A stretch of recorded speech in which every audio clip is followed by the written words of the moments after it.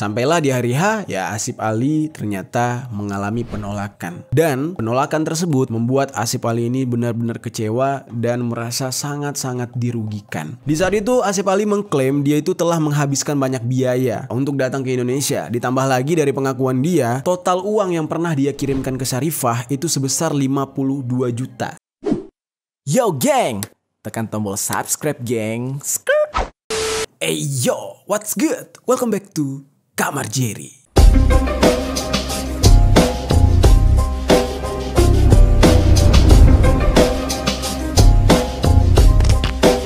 Geng. Oke, hari ini kita bakal ngebahas hal yang lebih soft, lebih santai gitu ya, nggak terlalu tegang, karena beberapa hari ini kita selalu membahas hal-hal yang mengerikan gitu kan, berbau-bau ya pengwafatan gitu kan. Kali ini kita akan membahas hal-hal unik yang ada dari negara tetangga kita, yaitu dari Bangladesh, dari Sri Lanka, dari India, dan juga dari Nepal gitu ya. Jadi beberapa negara tersebut memiliki sedikit kesamaan budaya dan juga ada hal-hal unik dan konyol di sana. Walaupun sebenarnya di Indonesia sendiri juga banyak hal konyolnya. Nah, tapi hari ini gue pengen ngebahas hal konyol yang ada di sana. Berhubung kemarin tuh baru ada kejadian tuh geng ya. Seorang cowok, menurut gue nih ganteng ya. Nih India tapi versi ganteng ya gitu ya. Dia itu ditolak lamarannya oleh salah satu cewek yang berasal dari Indonesia, tepatnya dari Sulawesi gitu ya. Dan saat itu bener-bener sedih banget. Tuh si abang-abang tuh sampai nangis sambil selfie gitu ya, sambil merekam mukanya gitu. Dan menurut gue kisah ini tuh selain agak sedih, ada lucunya juga.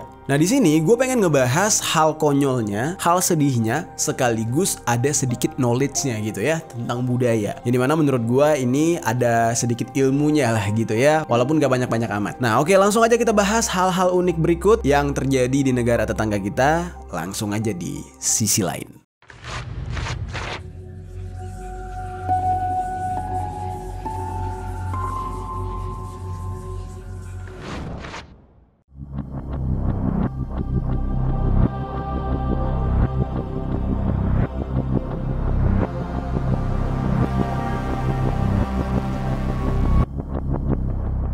Oke, kita mulai dulu pembahasannya dari seorang cowok asal India yang ternyata datang ke negara kita Indonesia untuk melamar seorang wanita namun ditolak. Kejadian ini dialami oleh seorang laki-laki yang bernama Asif Ali Bore. Dia ini asal India yang rela menabung untuk bisa datang ke Indonesia dengan biaya yang tidak sedikit. Di sini yang mirisnya ya, dia itu datang ke Indonesia untuk melamar seorang gadis asal Sulawesi. Yang dimana dalam kejadian ini ternyata sedih banget, Asif Ali ini malah ditolak oleh keluarga wanita tersebut.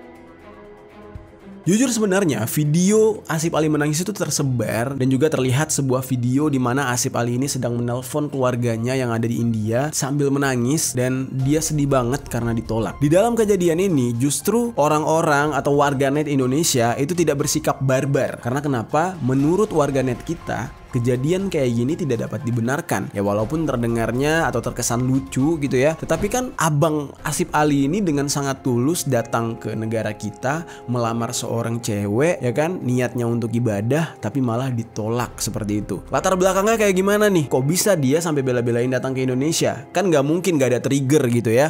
Pasti kan ada chattingan, ada janjian, pasti ada pembicaraan yang dimana mengarah kepada nanti kita menikah ya. Terus si ceweknya jawab iya kita nikah gitu. Pasti Asif Ali ini langsung sip, saya langsung ke sana. Ya kan pasti gitu. Nah, ternyata malang nasibnya gadis pujaan hati Bang Asif Ali ini ternyata tidak jujur. Kabarnya sesampai Bang Asif Ali di Sulawesi malah banyak sekali alasan dari keluarga si perempuan setelah Asif Ali tiba di rumahnya gitu ya. Nah, sebelumnya gue bakal cerita dulu nih, sebenarnya Asif Ali ini siapa sih gitu. Dan juga kalau kita lihat dari wajahnya, nih orang tampan banget gitu. Dan juga gue baca komentar para warganet banyak banget yang bersedia untuk menggantikan cewek yang berasal dari Sulawesi tadi untuk menikah dengan Bang Asif Ali ini gitu ya. Dan itu nggak bercanda loh, karena memang ganteng nih orang. Nah ternyata nih ya, Asif Ali ini merupakan seorang desainer baju yang tadinya bekerja di Arab. Wow, Arab geng. Lalu kemudian melalui jejaring sosial dia bertemu dengan seorang wanita asal Wajo. Wajo itu terletak di Sulawesi Selatan. Nama wanita ini adalah Syarifah Khairunisa, yang mana dia ini berpacaran dengan Asif Ali Ali selama 1 tahun lamanya. Nah, menurut informasi ya, Syarifah Khairunisa ini adalah keturunan Syekh dan dia itu wanita yang bercadar. Memang keluarga agamais gitu ya. Dari namanya juga Syarifah. Syarifah itu masih ada ya turunan darah Arab gitu ya, geng. Karena kalau misalkan Syarifah itu untuk wanita, Said itu untuk laki-laki. Nah, selama mereka berpacaran, semuanya itu terlihat baik-baik aja. Syarifah ini benar-benar romantis, terus juga Asif Ali romantis, memberikan perhatian, dan bahkan Asif Ali ini saking sayangnya kepada si wanita yang bernama Syarifah ini, dia sempat beberapa kali mengirimkan uang kepada Syarifah yang ada di Indonesia. Katanya sih 4 kali dia ngirim uang.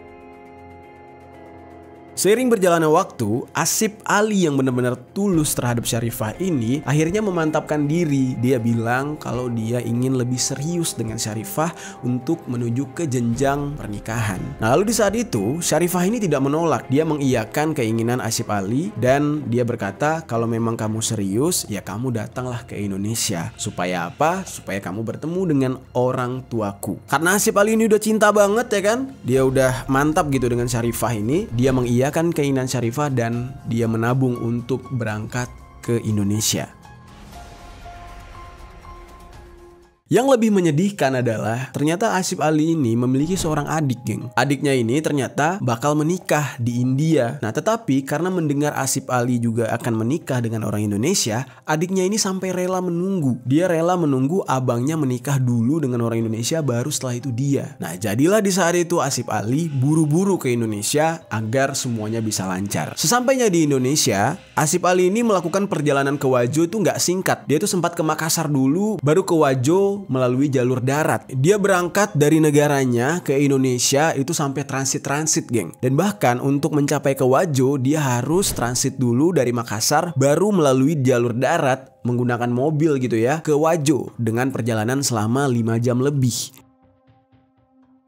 Nah, lalu geng, ternyata sesampainya di Wajo, hal yang benar-benar akan menghancurkan hati Bang Asif Ali itu terjadi. Yang dimana ternyata Asif Ali sebagai warga negara India itu tidak mengetahui bahwasanya di Sulawesi itu ada sebuah tradisi menjodohkan anak. Ya mungkin jangankan dia gitu ya, kita aja yang sesama Indonesia belum tentu tahu gitu kan. Karena kan itu tradisi dari saudara kita yang ada di Sulawesi. Nah, kita dari suku lain mungkin berbeda lagi gitu tradisinya. Sesampai di sana ternyata Syarifah ini sudah dijodohkan oleh orang tuanya dengan seorang pria yang berasal dari kota Palu, Sulawesi Tengah. Dan sedikit informasi, Syarifah ini masih ada darah keturunan Bugis, yang dimana di dalam kebudayaan suku Bugis itu masih ada perjodohan atau perkawinan antara ikatan saudara. Karena menurut masyarakat Bugis yang namanya pernikahan itu benar-benar sakral sekali, yang mana tidak hanya menyatukan kedua mempelai, tapi keluarga juga harus disatukan. Makanya bibit bebet bobotnya benar-benar harus dipertimbangkan. Dan juga yang gue denger nih ya, ini mungkin teman-teman dari suku Bugis boleh koreksi gue kalau gue salah. Di suku Bugis itu ada yang namanya uang panai, dan itu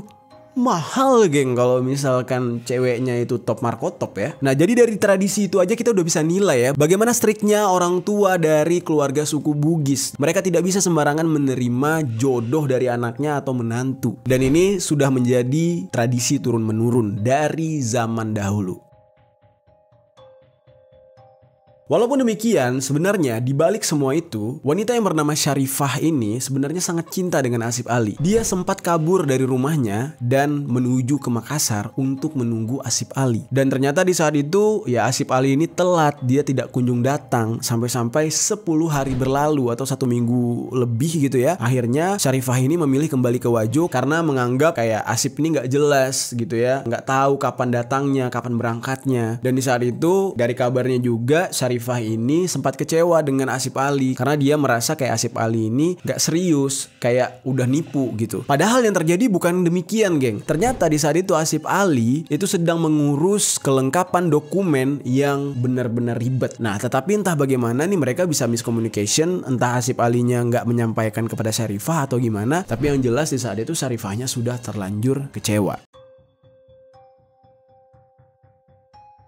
Sampailah di hari H, ya Asif Ali ternyata mengalami penolakan. Dan penolakan tersebut membuat Asif Ali ini benar-benar kecewa dan merasa sangat-sangat dirugikan. Di saat itu Asif Ali mengklaim dia itu telah menghabiskan banyak biaya untuk datang ke Indonesia. Ditambah lagi dari pengakuan dia, total uang yang pernah dia kirimkan ke Syarifah itu sebesar 52 juta atau setara dengan 283.000 rupiah. dalam mata uang India. Kalau kita lihat ini besar nggak sih sebenarnya 52 juta untuk orang India? Nah, tergantung sih orangnya dari kasta apa atau pekerjaannya seperti apa ya. Tetapi kalau misalkan kita lihat nih dari harga jasa dan harga barang yang ada di India, kita misalkan aja nih ya kayak harga sewa apartemen satu kamar di India itu harganya mencapai 14.818 rupiah atau sekitar 2.800.000 per bulan. Sementara itu gaji di India itu per tahun 2022 itu berkisar 11.000 rupiah atau setara 2.200.000 sampai dengan 35.000 rupiah atau setara 6.500.000 rupiah. Nah, jadi kita bisa nilai ya, ternyata 200.000 rupiah itu termasuk jumlah yang besar bagi seorang pemuda India. Dan hal ini bisa dikatakan membuat tabungan dari Asif Ali itu jadi menipis gitu ya. Karena ya itu kan lumayan juga gitu ya. Ya mungkin itu hasil tabungan dia ketika dia bekerja di Arab gitu kan.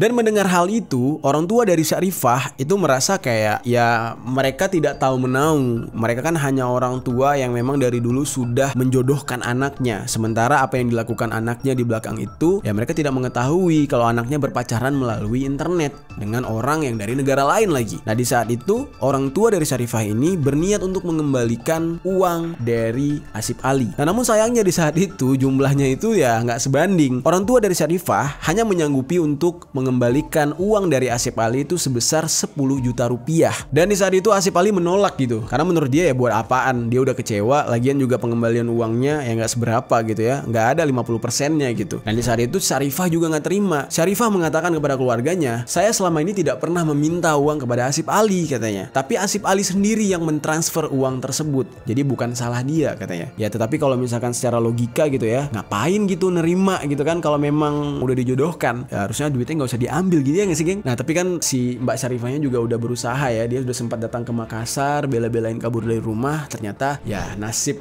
atau jodoh memang tidak berpihak kepada mereka, akhirnya nggak ketemu.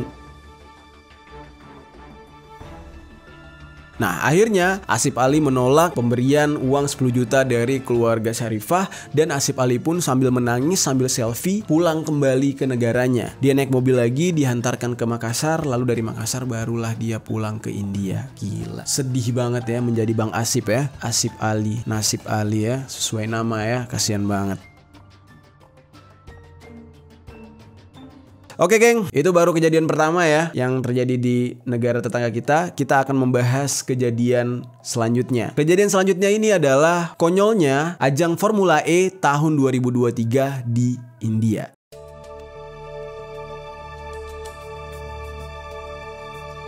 Kali ini ada sebuah momen unik yang terjadi ketika ajang Formula E di India. Yang mana ini merupakan Formula E India tahun 2023 yang diadakan di sirkuit Hyderabad, India pada Jumat 10 Februari tahun 2023 kemarin. Nah, perlu kalian ketahui juga ya, kalau di negara kita tuh Formula E-nya ya cukup sukses, yang mana di saat itu diadakan oleh Bang Syahroni dan Gubernur DKI Jakarta Pak Anies Baswedan.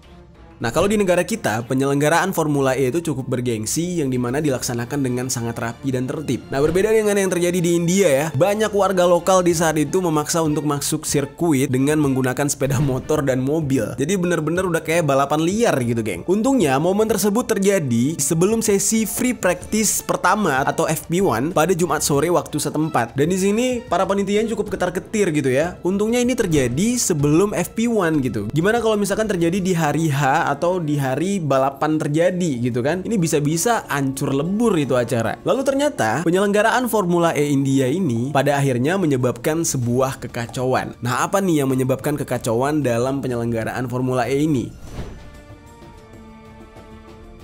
Jadi geng, pada saat itu di India sedang sering terjadi kemacetan parah di area sekitar sirkuit Hyderabad tersebut. Penyebabnya adalah jalur yang dilalui dekat dengan sirkuit Hyderabad ini merupakan jalur tersibuk. Jalur yang dimana setiap harinya orang pulang pergi dalam melakukan aktivitas sehari-hari. Misalnya kayak berangkat kerja terus pulang kerja. Jadi memang jalur umum yang sangat padat setiap harinya. Ditambah lagi di saat itu penyelenggaraan Formula E di India yang memakai jalanan umum sehari sehari-hari masyarakat sehingga masyarakat harus dialihkan ke jalur lain. Akhirnya hal tersebut menyebabkan kemacetan yang tadinya cukup parah menjadi sangat-sangat parah karena orang-orang tuh harus dialihkan ke satu jalur sehingga mereka menumpuk di sana. Alhasil nih geng ya, yang kocaknya adalah para pengendara yang tidak lagi sabar karena berada di dalam kemacetan yang parah ini, karena mereka udah gerah banget, akhirnya mereka terpaksa menerobos barikade yang membatasi sirkuit Hyderabad untuk bisa mencari jalur alternatif agar terbebas dari kemacetan. Dan ini benar-benar kocak banget geng ya. Acaranya cukup bergengsi tetapi akhirnya diterobos oleh masyarakat gitu kan jalurnya. Nah, di saat itu akhirnya sesi FP1 jadi ditunda selama 1 jam dari jadwal yang sudah ditetapkan, yaitu pukul 16.30 waktu India. Dan juga banyak sekali masyarakat, pengendara motor dan mobil di saat itu terlibat cekcok dengan pihak kepolisian karena ditutupnya jalan dan dialihkannya lalu lintas. Mereka merasa kayak terganggu dan merasa kayak kita tuh belum pantas bikin kayak gini karena jalan kita tuh nggak memadai gitu. Yang ada malah bikin masyarakat tambah terbebani, bukannya terhibur gitu kan. Akhirnya polisi pun mau tidak mau harus mengalah karena tidak mampu membendung desakan dari massa yang jauh lebih banyak daripada terjadi kerusuhan gitu kan. Akhirnya mereka membuka barikade atau batas jalan yang menuju ke sirkuit Hyderabad tersebut. Yang kocaknya adalah antara polisi dan panitia penyelenggara acara tidak ada koordinasi terlebih dahulu, yang dimana sirkuit tersebut dimasuki oleh masyarakat sebagai jalur alternatif lalu lintas mereka. Dan ini benar-benar kocak banget. Akhirnya, hal yang terjadi di India ini mendapat tanggapan dari otoritas tertinggi balap mobil dunia, yaitu FIA atau Federation Internationale de Automobile, yang mana mereka melontarkan pernyataan resmi terkait kacaunya Formula E India ini. Karena ini benar-benar memalukan banget itu ya, sirkuit resmi kelas dunia tiba-tiba dimasuki sama motor bebek gitu ya, dimasuki sama beca gitu ya, gara-gara masyarakatnya nggak punya jalur lain. Nah, pihak FIA langsung membuat statement kayak gini. Sungguh mengejutkan karena ada kendaraan masyarakat di sirkuit katanya. Tidak boleh terus terjadi lagi ke depannya, harus segera diselesaikan.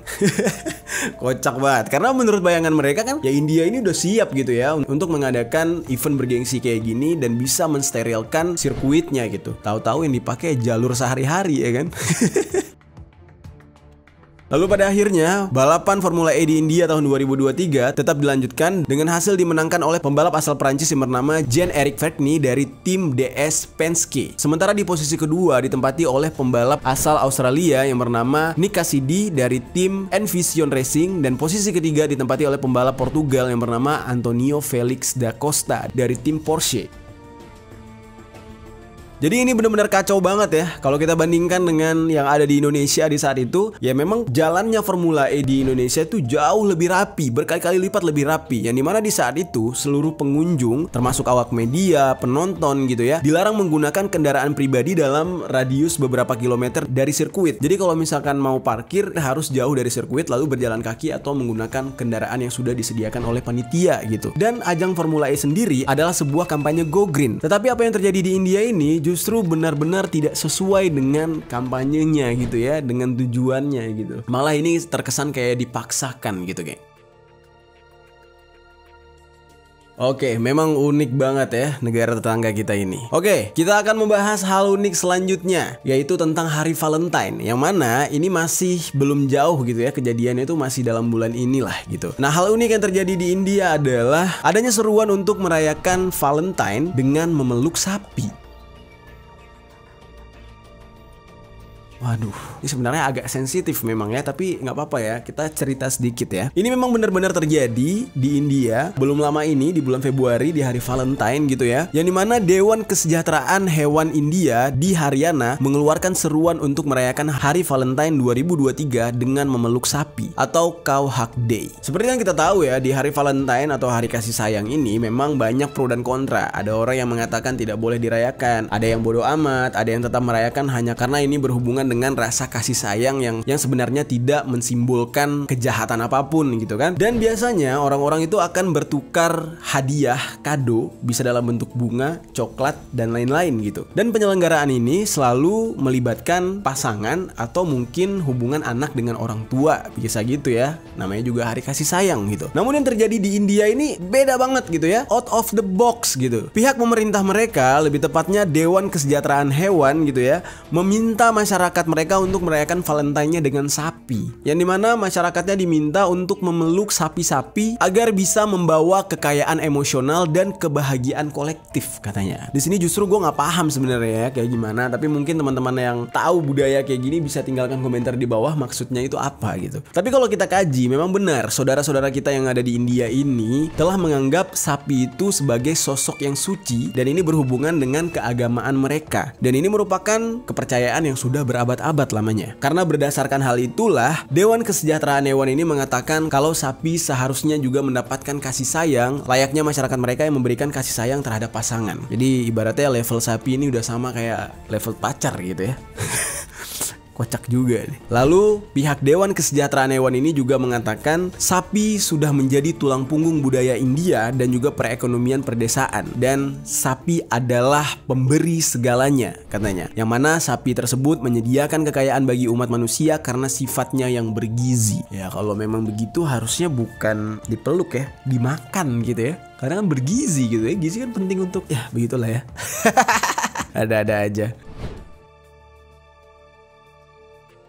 Oke, kita ke hal unik selanjutnya nih, geng. Nah, hal unik selanjutnya ini sebenarnya pernah terjadi di Indonesia ya, di negara kita. Tapi untuk sekarang kayaknya udah nggak ada. Kalau zaman dulu pertama kali gua ke Jakarta, ini masih ada nih. Tapi gue belum sempat ngerasain sih buat melakukan hal ini, yaitu menjadi penumpang kereta api di dalam sebuah gerbong yang overload. Oke, berbicara tentang kereta api di India, ini mirip dengan Indonesia ya sekitar 10 tahunan yang lalu gitu ya. Yang dimana di Jakarta kita juga bisa menyaksikan bagaimana orang-orang itu naik kereta api sampai ke atas gerbong, dan benar-benar berbahaya sekali. Dan kegiatan kayak gitu sudah banyak memakan korban. Ternyata di India sampai saat sekarang ini masih ada hal seperti itu. Karena transportasi kereta di India menjadi salah satu transportasi terpadat, dan bisa dikatakan ya kategorinya itu level dunia gitu terpadatnya gitu ya. Kereta api ini menghubungkan jalur antara kota New Delhi dan juga Rajasthan, dan telah dibangun sejak tahun 1855. Lalu, stasiun kereta api New Delhi memegang rekor Guinness Book of Records untuk sistem rute relay interlocking terbesar di dunia. Dan transportasi kereta api ini memang menjadi pilihan bagi para pekerja di India setiap harinya, yang mana ada sekitar 11.000 kereta yang beroperasi untuk melayani penumpang yang membludak. Jadi bayangin tuh 11.000 kereta aja tuh penumpangnya bisa berapa juta orang gitu. Para penumpang ini sampai ada yang duduk di atas, di samping, bahkan bergelantungan di bagian depan. Pokoknya kereta apinya di saat itu di cover oleh manusia dan terlihat sangat ekstrim. Bahkan di satu momen terkadang gerbongnya udah nggak kelihatan karena ya tertutup oleh lautan manusia gitu ya. Dan di beberapa video yang bisa kita temukan di media sosial, kita akan melihat bagaimana nyali orang-orang dari India ini ketika menaiki kereta api. Bahkan mereka mungkin udah terbiasa sekali gitu ya naik kereta api dengan cara bergelantungan. Sambil jalan tuh kereta, mereka nepok-nepokin tiang, geng. Jadi tiang di rel kereta api itu ditepok-tepokin sama dia. Iseng aja kayak orang gabut. Saking mereka udah seringnya dan terbiasanya, jadi nyali mereka sudah terbentuk. Mantap, ini baru unik.